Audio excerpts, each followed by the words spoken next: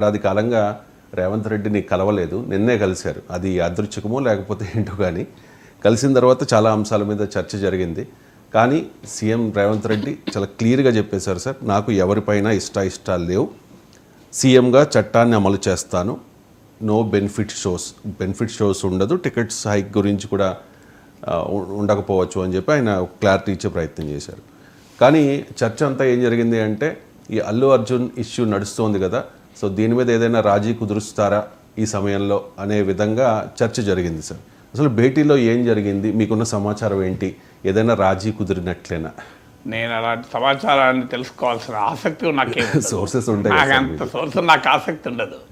నాకు I have more scholarly more intellectual pursuits ఉంటాయి నాకు. సో ఇవన్నీ నా ప్రొఫెషన్లో భాగం కనుక రాజకీయ అంశాలపై కూడా విశ్లేషిస్తాను. కానీ ప్రత్యేకంగా ఎఫర్ట్ పెట్టి అధ్యయనం చేసి ఆడేదో కొంపలు మునిగినట్లు స్టడీ చేయాల్సిన అవసరం నాకు. So there are many other in depth issues.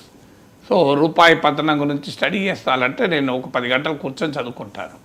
ఎలా మిడిల్ క్లాస్ ఎకానమీ స్క్వీజ్ అవుతుంది అని రేపు 1 గంట సేపు మాట్లాడాలి. నల్గొండలో యునైటెడ్ టీచర్స్ ఫెడరేషన్ మహాసభలో మాట్లాడాలి. దానిపైన 3 రోజుల నుంచి చదువుతున్నాను, మిడిల్ క్లాస్ ఎలా స్క్వీజ్ అవుతుంది అని. So my interest are totally different. అందువల్ల but still it's part of my profession కనుక ఫాలో అవుతాను. కానీ మీరు స్టడీ చేస్తుంటారు అన్నారని కనుక వివరణ ఇస్తున్నాను. సో ఇందులో ఒకటి మాత్రం నిజం ఏంటంటే ఈ సమయం నిన్న కూడా మాట్లాడాను, very inappropriate meeting and inappropriate people. మీకు చిరంజీవి ఎందుకు పోలేదు అనే ప్రశ్న వేసుకుంటే అల్లు అరవింద్ నాగార్జున అక్కడ పోవడంపై కూడా ప్రశ్నలు వస్తాయి. సో ఈ ప్రశ్నకు ఆన్సర్ ఈ ప్రశ్న వస్తే ఆ ప్రశ్న అనివార్యంగా వస్తాయి కదా. ఎందుకంటే సినిమా పరిశ్రమకు ఇష్యూస్ ఉంటే సినీ పరిశ్రమలో సాధారణంగా అందరికన్నా పెద్ద ఈరోజు చిరంజీవి. ఈవెన్ ఆంధ్రప్రదేశ్ ప్రభుత్వానికి సినీ పరిశ్రమకు ఇష్యూస్ వచ్చినప్పుడు కూడా సినీ పరిశ్రమ ఇష్యూస్ వచ్చినప్పుడు కూడా ఎవరున్నారు? చిరంజీవి ఉన్నాడు.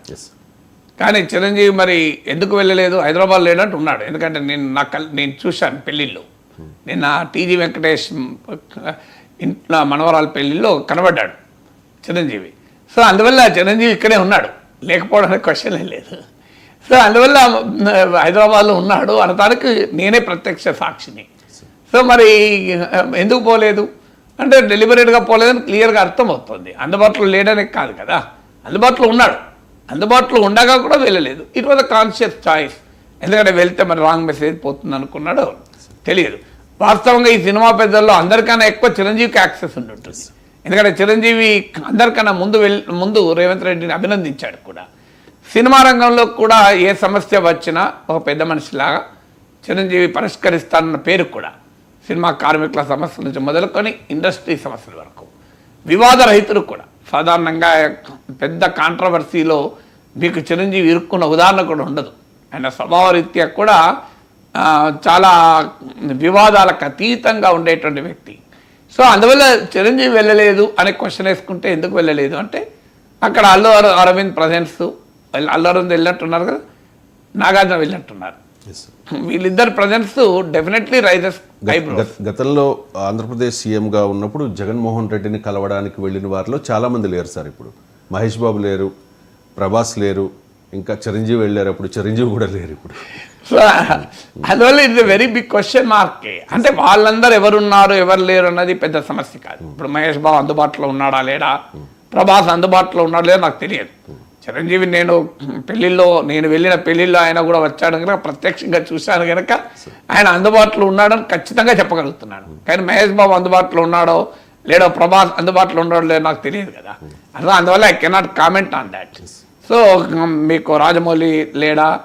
సో బట్ సినిమా పరిశ్రమకు ఉన్న ప్రత్యేకమైన సమస్యలు ఏంటి, అది ఏడాది తర్వాత ఎందుకు చర్చకు వస్తుంది, అలా కన్వెన్షన్ కూలింది. ఈ మీటింగ్లో నాగార్జున ఉన్నాడు కదా, సెపరేట్గా సాల్వా కప్పి వంగి దండాలు పెట్టి వంగి దండాలు పెట్టారని అనకూడదు అనుకోండి. ఒక వ్యక్తిని, ఒక ముఖ్యమంత్రిని ఆ మేర గౌరవించడం తప్పే. అందరికంటే నాగార్జునే కాస్త ఎక్కువ గౌరవించారు.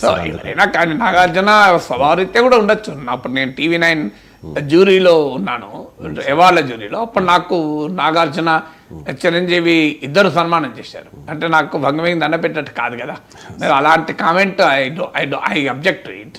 ఎందుకంటే అది నాకు కూడా చాలా గౌరవంగానే సన్మానం, సాల్వా కప్పి బొకే ఇచ్చి సన్మానించారు. సన్మానం అంటేనే అలాగే చేస్తారు, కన్వెన్షన్ ఇష్యూ ఉంది కాబట్టి. ఏదైనా కానీ సన్మానం అంటేనే సన్మానం చేసే పద్ధతి అది.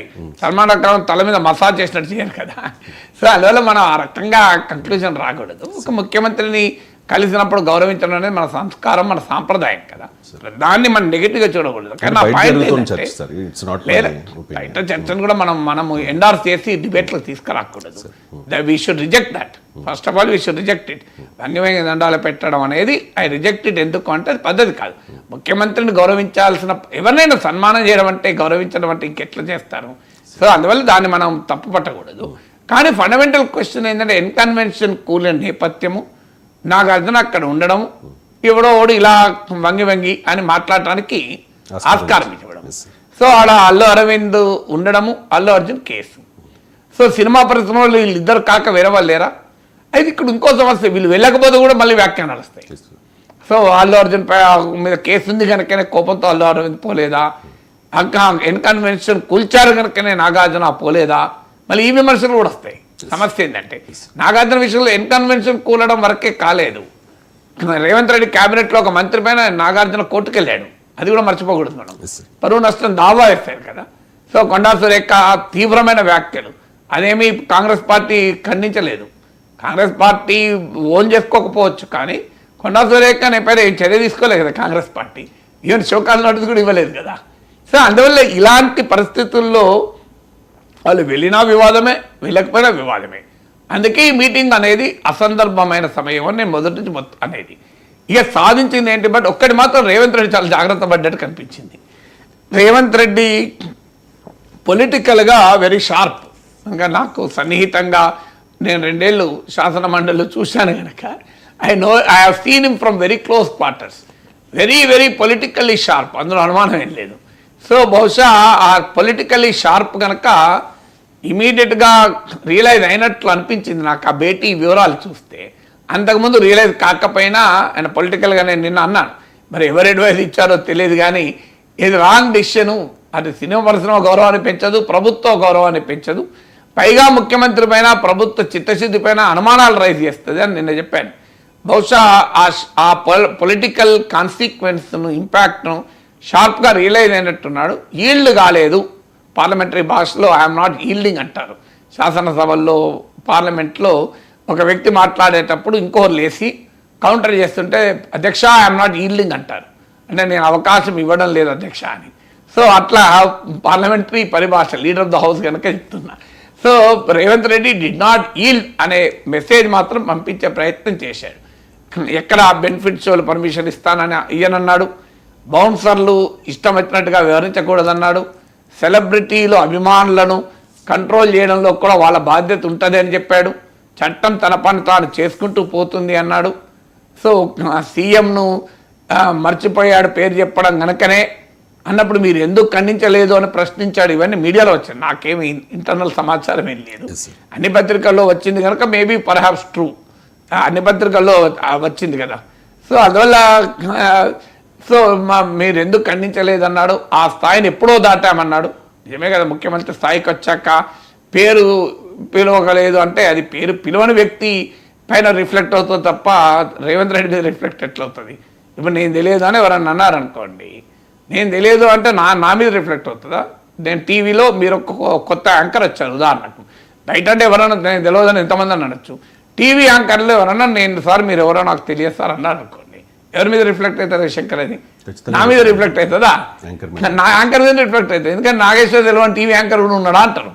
ఎందుకంటే మీడియాలో ఇన్నేళ్ల నుంచి ఉన్నాను, టెలివిజన్ స్క్రీన్ పైన ఇన్ని గంటల పాటు, 1000 గంటల పాటు కనిపించాను కనుక నేను తెలియదంటే వాళ్ళ మీద రిఫ్లెక్ట్ అవుతుంది, నా మీద రిఫ్లెక్ట్ అవుతుంది. ఇప్పుడు యాంకర్ అన్నారు అనుకోండి, మీరు ఏంటండి ప్రొఫెసర్ నాగేశ్వర గారు మీరు ఏం చేస్తారండి అన్నారు అనుకోండి, నేను ఏం చేయనండి రిటైర్ అయ్యాను ఇంట్లో ఖాళీగా ఉన్నానని. సో అందువల్ల వాళ్ళ మీద రిఫ్లెక్ట్ అవుతుంది. నాకు ఇప్పటికి గుర్తు, మేము యూనివర్సిటీలో డాక్టర్ అశోక్ మిత్రాను, ఈయన చాలా వెరీ హైలీ సెలబ్రేటెడ్ ఎకానమిస్టు, ఇందిరాగాంధీకి చీఫ్ ఎకనామిక్ అడ్వైజర్గా ఉన్నాడు, జ్యోతి బసు ప్రభుత్వంలో ఆర్థిక మంత్రిగా ఉన్నాడు, ఒక పెద్ద ఇంటలెక్చువల్ కూడా, నాట్ జస్ట్ ఎ పొలిటీషియన్. ఆయన మాకు లెక్చర్ ఇవ్వడానికి వచ్చాడు. మా ప్రొఫెసర్ ఒక ఆయన వచ్చి, mister Ashok Mitra, what are you doing these days అన్నాడు. ఏం చేస్తున్నావు అని. ఐఎమ్ అన్ఎంప్లాయిడ్ నౌ అన్నాడు అవుతుంది. ముఖం మీద యాక్కడ కొట్టినట్టు. సో అందువల్ల ఎవరైనా ఆ తెలంగాణ రాష్ట్ర ముఖ్యమంత్రి పేరు మర్చిపోతే అది ముఖ్యమంత్రి పైన రిఫ్లెక్ట్ అవుతుంది అనుకోను, అది మర్చిపోయిన వ్యక్తి మీద రిఫ్లెక్ట్ అవుతుంది కదా. సో అందువల్ల రేవంత్ రెడ్డి ఆ స్టడీస్ గ్రౌండ్ అనిపించింది, జాగ్రత్త పడ్డాడు.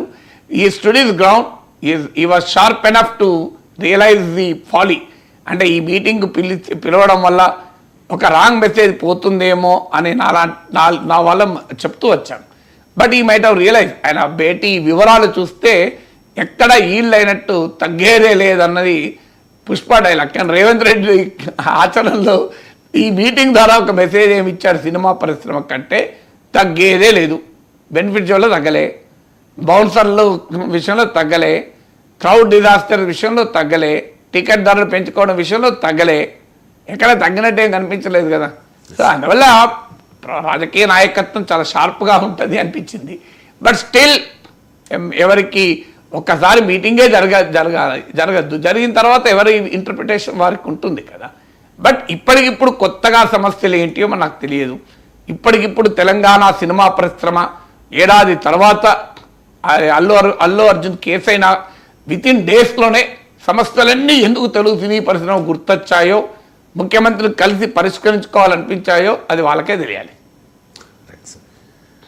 మొత్తానికి అయితే రాజీ కుదరలేదు అంతే సార్. రాజీ ప్రయత్నం జరిగిందో లేదో తెలియనప్పుడు కుదరలేదు అని ఎట్లా అనగలను నేను.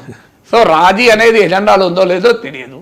నేను నిన్న కూడా మాట్లాడింది రాజీ కుదుర్చుకుంటున్నారన్న అభిప్రాయం పెరుగుతుంది. నేను చాలా సామెత కూడా చెప్పాను, తాడి చెట్టు కింద కూర్చొని పాలు తాగినా అది కళ్ళే అనుకుంటానని. తాడి చెట్టు కింద కూర్చొని కళ్ళు తాగినా నేను అనలేదు కనుక ఆ రాజీ కుదిరిందా కుదరలేదా, అసలు రాజీ గురించి ఈ మీటింగ్ జరిగిందా లేదా, రాజీ ప్రయత్నాలు జరిగినాయా అనేది నాకు తెలియదు. కానీ పర్సెప్షన్ బ్యాటిల్లో మాత్రం ఇది రాంగ్ మెసేజ్ ఫిలిం ఇండస్ట్రీ పైన పోతుంది, పొలిటికల్ ఎస్టాబ్లిష్మెంట్ పోతుంది. అందువల్ల భేటీలో రేవంత్ రెడ్డి ఆ జాగ్రత్త పడ్డట్టు అనిపించింది. అంటే భేటీ పైన వచ్చిన వివరాలు ఏం కొత్తగా సినిమా పరిశ్రమకు ముఖ్యమంత్రి ఏమి హామీ ఇచ్చారు నాకు చెప్పండి. మరి ఏమన్నట్టుగా అల్లు అర్జున్ కేసు ఏమవుతుంది పక్క పెడదాం, కూల్ నైన్ కన్వెన్షన్ పుట్టుకరాదు పక్క పెడదాం. కానీ సినీ పరిశ్రమ ఏ సమస్యకు ఏ పరిష్కారం వెతికింది, what is the problem, what is the solution, cinema పెద్దలు చెప్పాలి. మీరు వెళ్ళి ముఖ్యమంత్రిని కలిసి ఏ సమస్య చెప్పారు, ఏ పరిష్కారం దొరికింది నాకు చెప్పండి. ఏ పరిశ్రమ, సినిమా పరిశ్రమలో ఉన్న కార్మికుల కష్టాల మీద మీరు ఏమైనా చెప్పారా? థియేటర్లలో పనిచేసే కార్మికుల కష్టాల మీద ఏమైనా చెప్పారా? దేని గురించి చెప్పారు? పోనీ మీరు దేని గురించి సమస్య చెప్పిండ్రు? సమస్య ఏంటి? 1 పరిష్కారం ఏం దొరికింది, 2 ఆన్సర్. ఒకటి బెనిఫిట్ షో, నో అన్నాడు, ప్రైసెస్ హైక్ అని బెనిఫిట్ నో అన్నాడు. అవి చెప్పిన లేదో కూడా మనకు తెలియదు. ఇవే సమస్యలు. ఎక్స్ట్రాగా సెస్ ఏదో పెట్టారు సార్. ఎక్స్ట్రా ఇంకా ఉల్టా అది ప్రాబ్లం లేదు, కొత్త ప్రాబ్లం వచ్చింది కదా. అంటే గురుకులాల సెస్, యంగ్ ఇండియా గురుకులాల సెస్ ఏదో వేస్తున్నట్లు పీడియాలో చదివారు. సో సినిమా పరిశ్రమ వాళ్ళు ముఖ్యమంత్రిని కలిసి సెస్ తెచ్చుకున్నారు అంతే కదా. సో బెనిఫిట్ షో తెచ్చుకోలేకపోయారు, టికెట్లు తెచ్చుకోలేకపోయారు, కానీ సెస్ మాత్రం తెచ్చుకున్నారు, అదనంగా అంటించుకున్నారు అనే మీనింగ్ వస్తుంది కదా. సో అందువల్ల వాట్ డిడ్ ది అచీవ్ నాకు రియల్గా అర్థం కూడా కాలే. ఈ మీటింగ్ ద్వారా సినిమా పరిశ్రమ ఏం సాధించారు, మీలాంటి వాళ్ళు వంగి వంగి అని కామెంట్లు చేస్తానికి అవకాశాన్ని ఇచ్చారు. మీరనే కాదు, సోషల్ మీడియాలో రకరకాల మీములకు అవకాశం ఇచ్చారు. So what did you achieve అంట నేను. అందువల్ల సో ఎప్పుడు కూడా మనం చేసే ప్రతి పనిని సమాజం చాలా నిశ్చితంగా గమనిస్తుంది కనుక పబ్లిక్ లైఫ్లో ఉన్న వాళ్ళు చాలా కాన్షియస్గా ఉండాల్సిందే. ఎందుకంటే వాట్ డిడ్ ది అచీవ్ సమాజానికి చెప్పాలి. మేము ఇంకో ఈ 10 సమస్యలు ఒక మెమరాండం ఇచ్చి ఉండాలి కదా.